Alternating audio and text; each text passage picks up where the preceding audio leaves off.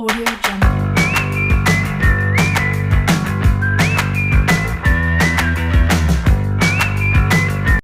Langkah pertama, kita siapkan alat bahan yang dibutuhkan. Pertama di sini ada kertas karton yang sudah dilubang di bagian tengahnya. Seperti ini, ada 3 buah karton.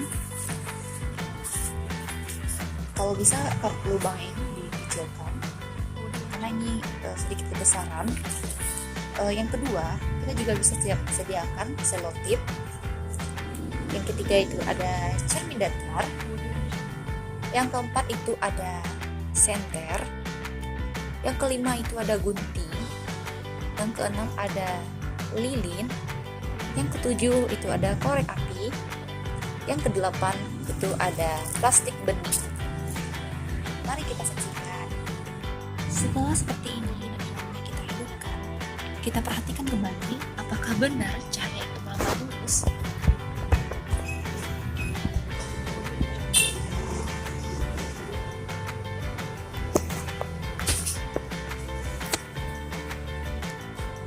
Baik, kita perhatikan bersama. Dari sini kita bisa melihat bahwa cahaya ini memang melambat lurus. Itu salah satu dari sifat-sifat cahaya. Tapi di sini karena lubangnya terlalu besar, jadi terlihat jelas ya. Kalau bisa untuk bagi teman-teman itu lubangnya sedikit dikecilin.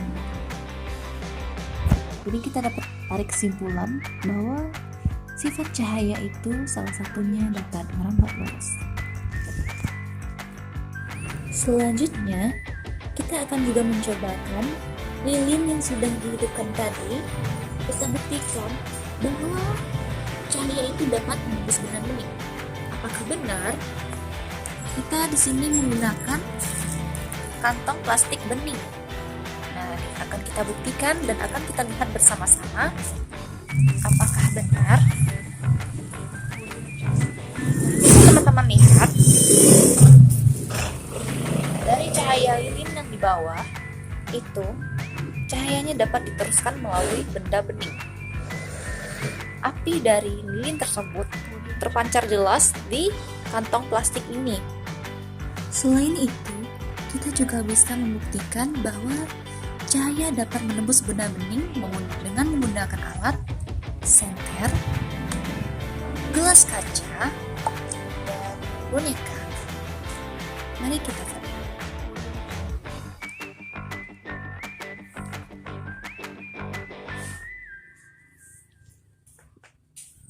Di sini kita bisa melihat bahwa cahaya dari lampu senter bisa menembus gelas kaca yang bening.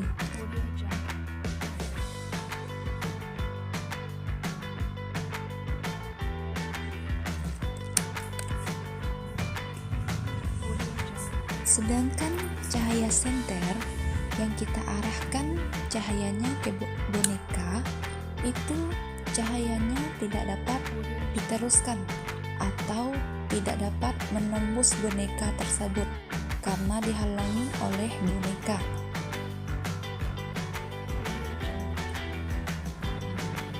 Selanjutnya, kita buktikan bahwa cahaya dapat dipantulkan dengan menggunakan benda seperti cermin dan alat sebagai pembatasnya yaitu kardus, dan dengan menggunakan cahaya senter.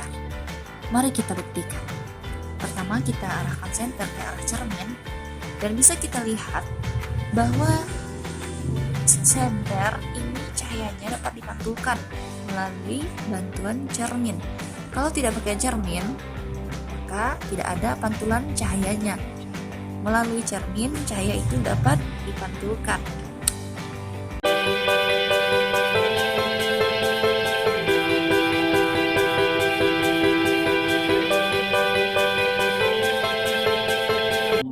Selanjutnya, itu kita akan praktekkan pada sumber energi dan perubahannya dengan menggunakan kertas spiral, lilin, pentul, dan benang. Dan untuk pegangannya, Selanjutnya, setelah ketar spiral, kita kasih benang seperti ini dan dikaitkan dengan kayu pegangan seperti ini.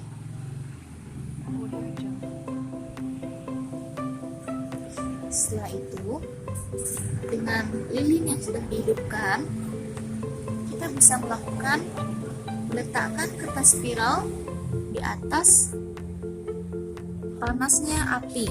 Kita lihat apa yang terjadi.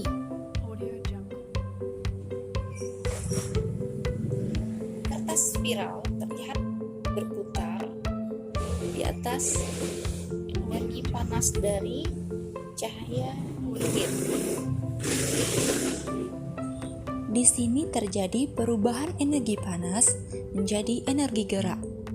Hal ini disebabkan karena tekanan angin berubah akibat energi panas. Karena ada perubahan tekanan angin dari tekanan tinggi menuju tekanan rendah, maka di situ ada aliran yang mengakibatkan pergerakan. Pergerakan tersebutlah yang kita sebut dengan angin. Nah, karena di pergerakan tersebut ada kertas spiral, maka kertas spiral jadi ikut bergerak.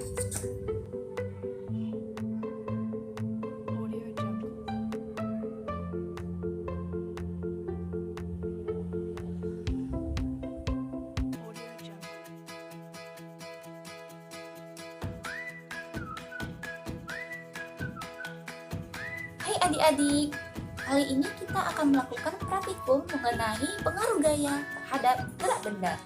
Nah, terlebih dahulu kita harus tahu apakah yang dimaksud dengan gaya. Gaya adalah suatu kekuatan baik berupa tarikan maupun dorongan yang mengakibatkan benda yang dikenainya mengalami perubahan posisi atau perubahan kedudukan serta mampu mengubah bentuk benda tersebut. Seperti apakah pengaruh gaya terhadap gerak benda? Yang pertama, gaya dapat mempengaruhi benda diam menjadi bergerak. Yang kedua, gaya juga dapat mempengaruhi benda yang bergerak menjadi diam. Yang ketiga, gaya juga dapat mempengaruhi benda yang bergerak menjadi lebih cepat atau menjadi lebih lambat. Yang keempat itu, gaya juga dapat mempengaruhi arah gerak suatu benda. Berikut contohnya dalam kehidupan sehari-hari kita. Contoh pengaruh gaya terhadap gerak benda dalam kehidupan sehari-hari. Yang pertama, bisa kita lihat ada buah jeruk. Ketika buah jeruk itu diletakkan, kemudian kita dorong, maka buah jeruk tersebut akan berubah menjadi bergerak. Maka di sana terjadilah pengaruh gaya terhadap benda, yaitu mengubah benda diam menjadi bergerak. Contoh yang kedua adalah sepeda motor. Sepeda motor yang melaju dengan cepat dan akan berhenti jika direm. Hal ini menunjukkan bahwa adanya pengaruh gaya terhadap gerak benda. Yang semulanya benda yang bergerak bisa menjadi diam. Contoh yang ketiga adalah sepeda motor yang melaju dengan lambat, kemudian apabila digas oleh pengemudinya, maka akan menjadi lebih cepat. Hal ini membuktikan bahwa pengaruh gaya terhadap gerak benda tersebut, gaya juga dapat mengubah benda yang tadinya bergerak lambat kemudian menjadi cepat.